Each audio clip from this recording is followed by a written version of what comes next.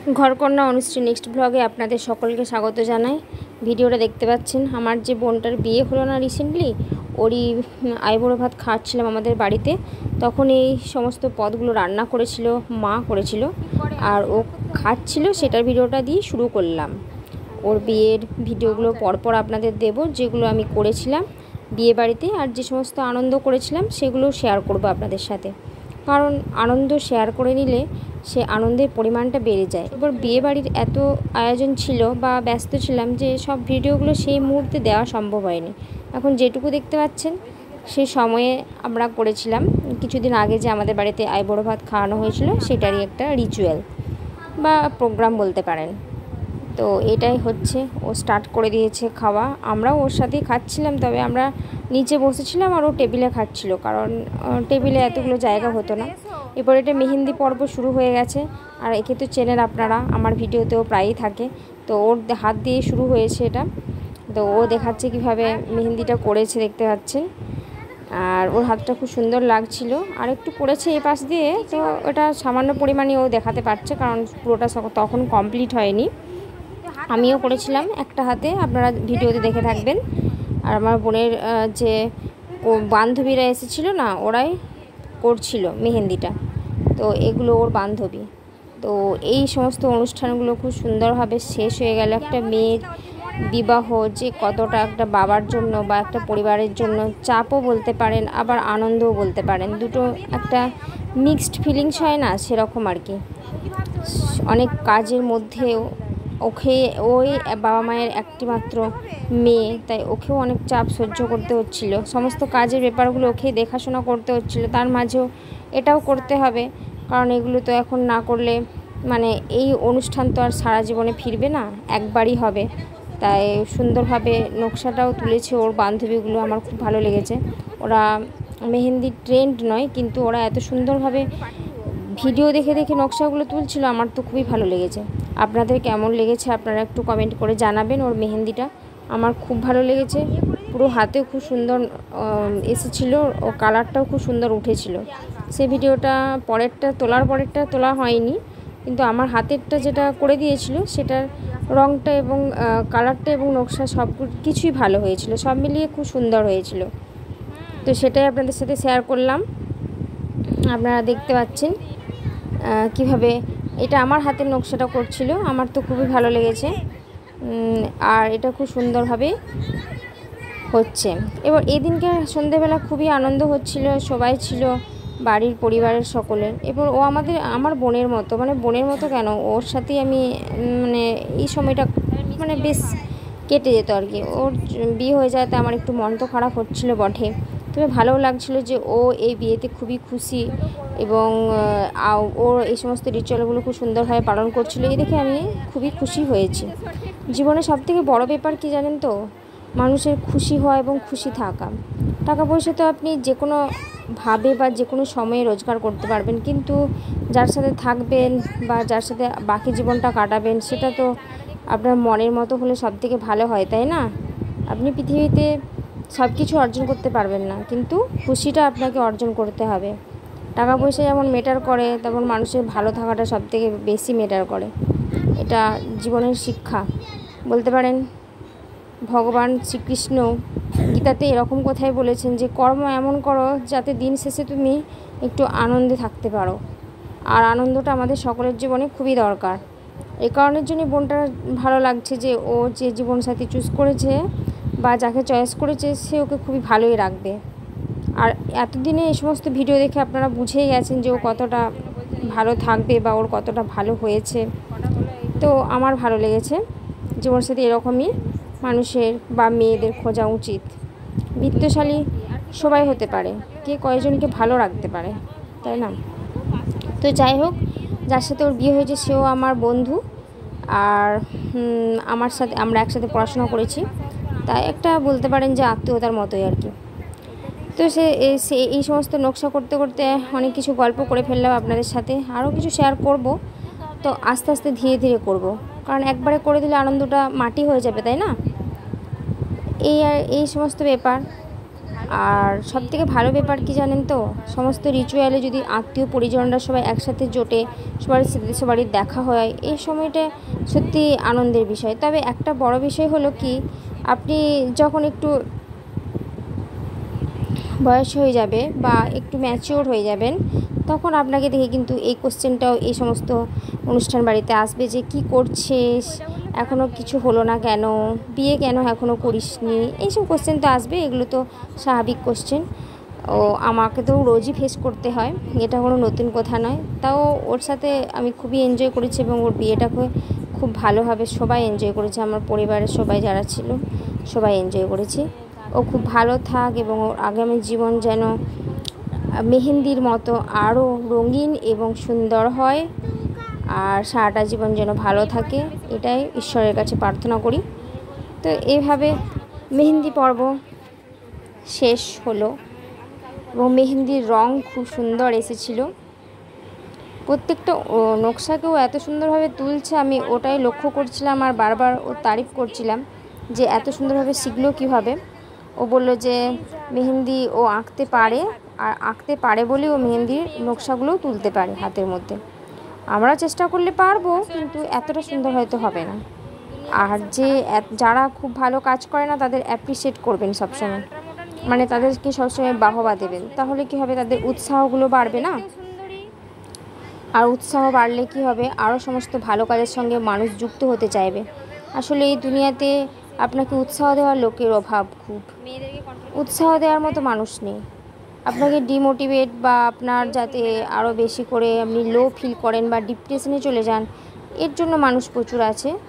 কিন্তু আপনি যে একটা ভালো কিছু চয়েস করছেন, বা সেটা ভালো হোক বা মন্দ হোক, সেটার বিচার ধারাটা যদি আগে থেকে আপনার মনের মধ্যে ঢুকিয়ে দেওয়া হয় যে এটা ভালো হবে না, এটার পরিণতি কিন্তু খারাপ হবে, তখন আপনি কি করবেন, সেই পথটাকে চুজ করতে পারবেন না। তাই সব সময় মোটিভেটেড করা উচিত মানুষকে, যে ঈশ্বর তোমার জন্য যে রাস্তা চুজ করে দিচ্ছে বা চয়েস করে দিচ্ছে, সেই রাস্তাটা অবশ্যই সুন্দর হবে এবং সেটা ভালো হবে। তাই আমাদের কোনো সময়ে কাউকে ডিমোটিভেট করা উচিত নয়। পৃথিবীতে সর্বসুখী বলে তো কেউ কিচ্ছু হতে পারে না। কেউ হয়েছে কি, আমার দেখা কোনো প্রাণীকে তো আমি সর্বসুখী দেখিনি, কেউ কিছু না কিছু সমস্যা নিয়ে ভুগছে। তাহলে ছোট ছোট আনন্দগুলোর মধ্যে নিজেদেরকে বাঁচিয়ে রাখাটাই মানুষের সবথেকে বড় পরিবর্তন বলতে পারেন। আর ডারউইনের বিবর্তনবাদের সাথে তুলনাও করতে পারেন, কারণ পরিবেশের সাথে আপনাকে আপনার পরিবর্তন করে নিতে হবে। যদি আপনি করতে পারেন তাহলে এই দুনিয়াতে বেঁচে থাকবেন বা জিতে যাবেন, না হলে তো আপনি কোনো মুহূর্তে বাঁচতে পারবেন না, আপনাকে সুসাইড বা ডিপ্রেশনের মতো রাস্তায় চলে যেতে হবে। তাই কখনো বাজে মোটিভেশনে মোটিভেটেড হবেন না। সবসময় নিজের যুদ্ধ, নিজের মোটিভেশন নিজেকে খুঁজে নিতে হবে। আর সবসময় এটাও মনে রাখার চেষ্টা করবেন যে যারা আপনাকে ডিমোটিভেট করে বা একটা পরিস্থিতির মধ্যে থেকে উদ্ধার করতে সাহায্য না করে বেশি করে সেই ঘূর্ণির মধ্যে ফেলে দেয়, তাদের থেকে কিছু সময় দূরে থাকাটাই বেটার। মানে সবসময় দূরে থাকার চেষ্টা করবেন, এটা করা উচিত আপনার নিজের সোল মানে আত্মাকে ভালো রাখার জন্য। কারণ আপনি পৃথিবীতে কারো কোটি টাকা চুরি করতে পারবেন না, সবাই তো এটা করতে পারে না। আর আপনি কোটি টাকা রোজগার করতে পারবেন না। তাই আপনি যে যত সামান্য রোজগার করছেন, যা দিয়ে আপনার সংসার চলে যাচ্ছে, যা দিয়ে আপনি খেতে পড়তে পারছেন, সেটা নিয়ে আপনাকে যখন বাঁচতে হবে, তাই অন্যের সাথে তুলনা করে বা অন্যকে না দেখে এগিয়ে যাওয়াটাই আমি মনে করি, বা পৃথিবীর আরও সমস্ত ভালো মানুষেরা মনে করেন যে ভালো। তো এই যে নকশাগুলো বারিকিতে একটু একটু করে ও তুলছে, এটা তো জীবনের এই নকশা একটা না। আপনি জীবনটাকে যেমনভাবে সাজাবেন, জীবন আপনাকে ঠিক তেমনভাবেই রং দেবে। তাই আম্বানি যেভাবে তার জীবনকে সাজিয়েছে, তাই সে আজ কোটিপতি এবং সে একটা বিয়েতে 1000 কোটি টাকা খরচা করতে পারছে। আমাদের কি সেইভাবে জীবনকে সাজানো হয়েছে? মোটেই হয়নি। তাই আমাদের 1000 টাকাকে কীভাবে ভাগ করে করে খরচা করা যায়, কিভাবে আমরা সেই জীবনকে আরও সুন্দরভাবে সেই 1000 টাকা দিয়েই গড়ে তুলতে পারবো, সেইটাই চিন্তা করতে হবে। আমরা যদি কোটি টাকার স্বপ্ন দেখি, সেটা কি কোনোদিন পূরণ করতে পারবো? হবে না। তাতে কি হবে, আরও বেশি করে আমাদের মনের মধ্যে হিংসা, বিদ্বেষ এসব জন্মাবে। তাই আমাদেরকে অল্পেই খুশি থাকতে হবে। আর এত কিছু জ্ঞানের যে সমস্ত কথাবার্তা বললাম কিছু মনে করবেন না, কারণ আমার কাছে টপিক তেমন কিছু ছিল না। আমি আঁকাটার সাথে সাথে আপনাদেরকে এই সমস্ত কারুকার্যগুলো দেখানোর জন্য একটু কথা বলে নিলাম। তো বিয়ে বাড়িতে যে সমস্ত আনন্দ করেছি সেই আনন্দটাকে কি অনুভূতিগুলো কি ভাগ করে নেওয়া যায় ভিডিওর মাধ্যমে, কিন্তু কথা বলে আর কী করে ভাগ করে নেব। আপনাদের বিয়ে বাড়িতেও খুব সুন্দর আনন্দ করেন নিশ্চয়ই আপনারা। আজকাল বিয়ে বাড়ি তো স্ট্যাটাসপূর্ণ, কেউ তো আর ছোটোখাটো করে না, এখন অনেক টাকার খরচা করেই মানুষ বিয়ে করে, কারণ সেটাই এনজয়মেন্ট একতরফা ধরতে পারেন, বা সেটাই এখন একটা ফ্যাশন হয়ে গেছে। তো এই বোনের বিয়েতেও খুবই আনন্দ করেছি এবং খুবই খরচা করেছিল, ওর বাবাও করেছিল এবং ছেলেপক্ষের বাড়িতেও করেছিল। তো খুবই ভালো হয়েছে। আমি সেই সমস্ত ভিডিও আপনাদের সাথে শেয়ার করব, আপনারা দেখতে পাবেন। আর এই আঁকার মাঝে মাঝে আমি একটু কিছু গল্প করে নিলাম, কারণ আমি এই ভিডিও স্কিপ করতে চাইনি, তাতে লেন্দি হোক বা যাই হোক না কেন, কারণ স্কিপ করে দিলে আর এই আঁকাটা বা এই আনন্দগুলো আর ভাগ করে নেওয়া যেত না, সেই কারণের জন্য। যদি ভিডিও ভালো লেগে থাকে তাহলে লাইক এবং সাবস্ক্রাইব অবশ্যই করবেন, চ্যানেলটি গ্রো করতে একটু সাহায্য করবেন, কারণ অন্য কোনো বাজে ভিডিও আমি দিতে পারবো না। তাই আমার কাছে যেটুকু কন্টেন্ট বলতে ভালো জিনিস হয় সেটাই দেওয়ার চেষ্টা করব, আর ভালো করারই চেষ্টা করব, মানুষের কাছে মানুষের পাশে দাঁড়ানোর চেষ্টা করব। যদি কোনো দিন জীবনে প্রতিষ্ঠা হওয়ার সুযোগ ভগবান দেয়, যদি দেয়। আর এই পড়া রাজ্যে তো পড়াশোনা শিখেও মানুষ চাকরি হারিয়ে ফেলছে, আর আমাদের তো চাকরি হবে বলে এখনও মনেই হচ্ছে না, কারণ তো সরকার যা গঠন করে রাখা হয়েছে মূর্খামির সাথে, সেই মূর্খামির ফল আমাদেরই ভোগ করতে হবে। যারা এই ভিডিও দেখবেন তাদের কাছে একটাই অনুরোধ, মূর্খদের কি আসনে বসানো উচিত? একটু ভেবে দেখবেন তো। সবসময় এই মহাপুরুষদের বাণীগুলো মনে রাখবেন। যারা ধার্মিক পথে থাকেন তারা অবশ্যই জানবেন যে 10টা মূর্খ বন্ধুর থেকে একজন বুদ্ধিমান শত্রু থাকা ভালো, এটা সবসময় জানবেন। কারণ বুদ্ধিমান শত্রু সে যত বড় শত্রুই হোক না কেন তার পন্থাগুলো হবে বুদ্ধিপূর্ণ, কিন্তু মূর্খ শত্রু না জানবে কোনো পন্থা, না জানবে কোনো কিছু, আপনাকে কোনো কিছুই শিক্ষা দিয়ে যেতে পারবে না। তো যাই হোক, অনেক কিছু কথা এই ভিডিওর মাঝখানে বলে ফেললাম। আঁকাটা ওর হাতেরটা খুবই সুন্দর হয়েছে, আপনারা লক্ষ্য করতেই পারছেন। আর যদি ভালো হয়ে থাকে তাহলে কমেন্টে জানাবেন যে কেমন আঁকাটা হয়েছে এবং কিভাবে মেহেন্দির রঙটাকে ওরা ফুটিয়ে তুলেছে।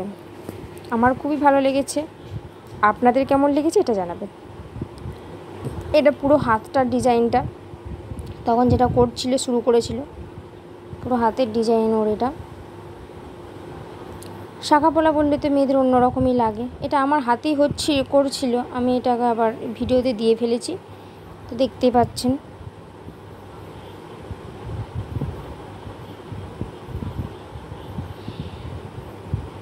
এরপর আমার হাতটা তোলার পর এই কালারটা এসেছিলো, কালারটা খুবই ভালো এসেছিলো, আমার তো খুবই ভালো লেগেছে। আর মেহেন্দির গন্ধটা কার ভালো লাগে জানি না, আমার তো খুবই ভালো লাগে মেহেন্দির